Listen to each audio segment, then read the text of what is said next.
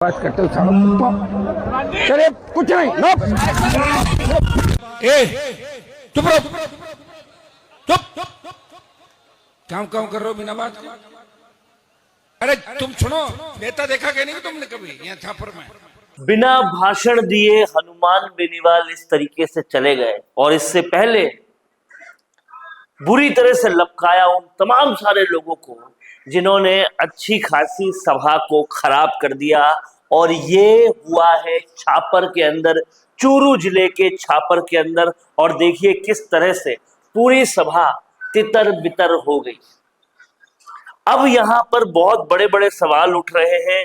इन सारे सवालों को हमें समझना पड़ेगा और कहीं ना कहीं इन सारे सवालों पर गौर करना पड़ेगा।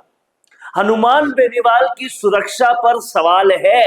ये बात हनुमान बेनीवाल ने नहीं कही, खुद इंटेलिजेंस ने उन्हें बताई कि आपकी सुरक्षा पर बहुत बड़ा सवाल है, आपकी सुरक्षा में बहुत बड़ी दिक्कत है। उसके बावजूद भी सुरक्षा में तैनात जवान जो है वो बीमार पे बीमार आ रहे थे।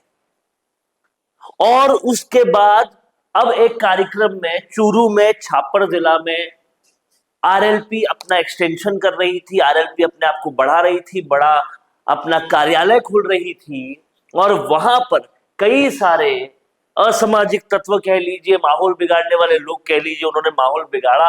हनुमान बेनीवाल ने पहले इस तरीके से फटकारा और फिर भाषण बीच में छोड़ के चले गए। ये तो उनका गुस्सा था। हम आज इसकी बात नहीं करेंगे, हम बात इसकी करेंगे कि जिस तरह से बिहार में पप्पू यादव की सुरक्षा में सेंध लग गई, उन पर हमला हो गया।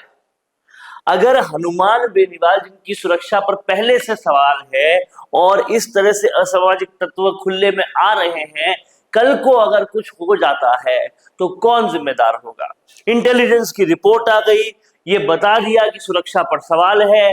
उसके बाद भी जवान बीमार आ रहे हैं और उसके बाद भी उनकी सुरक्षा ढंग से नहीं हो रही। भरी रैली के अंदर असामाजिक तत्व आ रहे हैं और साफ साफ दिख रहा है कि एक दूसरे सांसद पर हमला हुआ है। तो हनुमान बेनीवाल का बचाव किस तरह से किया जाएगा, ये वाकई बड़ा सवाल है। और ये हनुमान बेनीवाल का जो गुस्सा है वो सरकार को समझना होगा, क्योंकि कल को अगर सिटिंग सांसद पर कुछ हो जाता है तो सुरक्षा पर बहुत बड़ा सवाल उठेगा। और जनता क्या सोचेगी कि जब हमारा सांसद ही सुरक्षित नहीं है तो हम क्या होंगे? हनुमान बेनीवाल की बढ़ती लोकप्रियता हो सकता है विरोधियों के लिए बड़ी समस्या हो, लेकिन किसी विरोध को जान की सुरक्षा पर नहीं आने दिया जा सकता। हनुमान बेनीवाल तेजी से बढ़ रहे हैं, आरएलपी तेजी से बढ़ रही है, भरतपुर से लेकर चूरू तक जा रही है।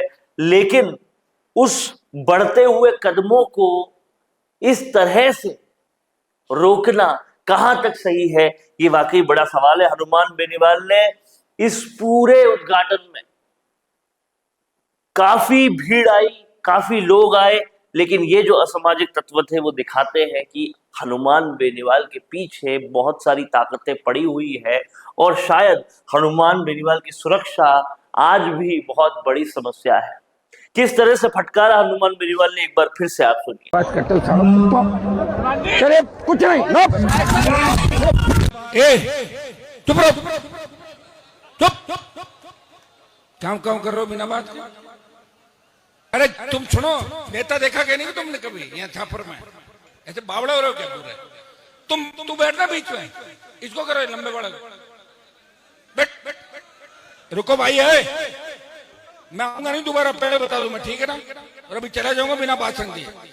कौन तो सुबह वोट पटक दोगे तुम, ठीक है ना? या तुम्हें किसी विरोधियों ने भेजा यहाँ पे? कौन हो तुम लोग? चुप करो इनको।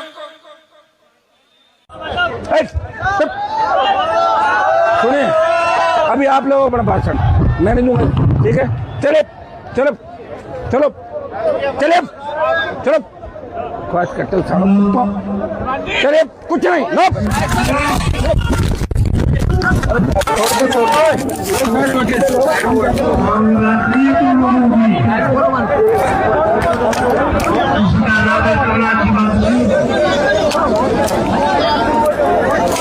अब ये समस्या कहीं ना कहीं अगर हर लोकप्रिय और जनप्रिय नेता के साथ होगी तो फिर जनता सवाल उठाएगी कि उम्मीद किससे रखें। जिससे रख रहे हैं, जो न्याय दिला रहा है, उसकी खुद की सुरक्षा पर ही सवाल उठ रहा है। आपका क्या कहना है? कमेंट बॉक्स में जरूर लिखिए।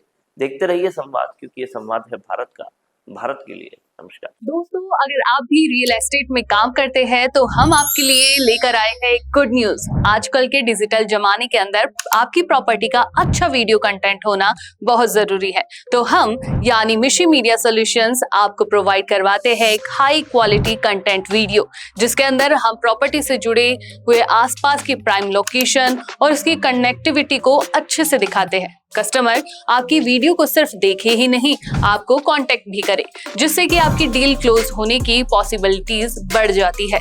तो कांटेक्ट करो आज ही स्क्रीन पर दिए गए नंबर्स पर